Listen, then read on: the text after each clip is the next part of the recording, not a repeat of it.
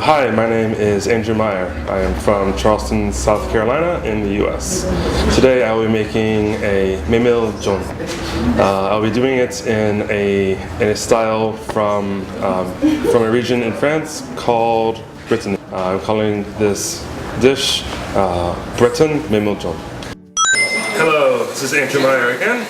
I'm going to be making a Memiljon. This one is going to be inspired by a dish from a region in France called Brittany. There it is called galette. They make a buckwheat pancake, which is very similar to Memiljon. So to start, we're going to take 1 cup of Memiljon garu, buckwheat Korean pancake flour. We're going to pour that into our bowl. Put our dish away. We're going to take a small pinch of salt. 1 cup. 1 cup should be fine. A little bit more. Add it so it's a good consistency. If you don't drink, if you don't like alcohol, if you're making it for kids, you can, instead of apple cider, use apple juice.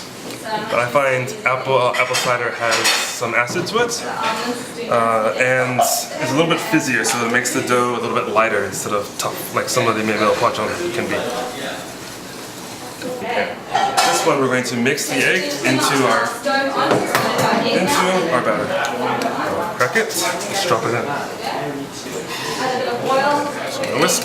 I like to cut all of my vegetables first before touching meat. That way we will avoid some cross-contamination. So take our knife. We always hold our knives like this, proper way.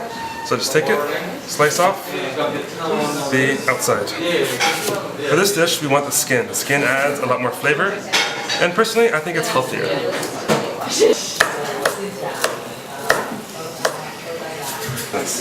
Next, we have our leeks. We want the leeks to be maybe about 1 inch or so. We don't want them too big, or else it makes the jon a little bit hard to eat. We're going to cut the bacon into strips.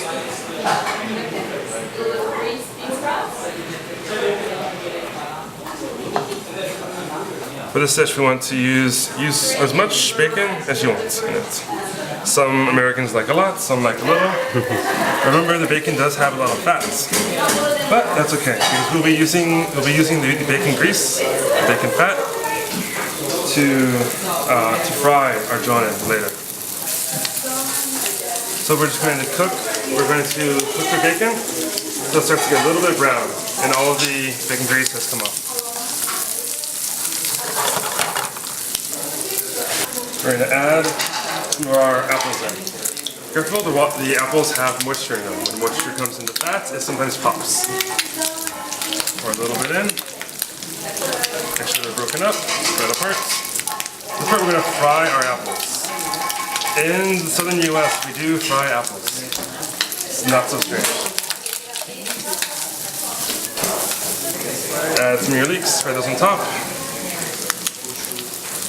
Spread those in. We're going to mix around for a little bit. They're very thin, so they'll start cooking almost immediately. Okay, next we're going to add our batter. Give it 1 last whisk. We'll pour it in. And start on the outside. Make sure that you get it on the edges. For those of you not familiar with Korean Pajeon, you want it to be thin on the edges, a little bit crispy, and it's a little bit more dense, a little thicker in the center. Pour it in, not too much. Add a little bit of black pepper. It's better if you have it freshly cracked, but we don't have that today, so a little bit of black pepper, not too much. Good color on it.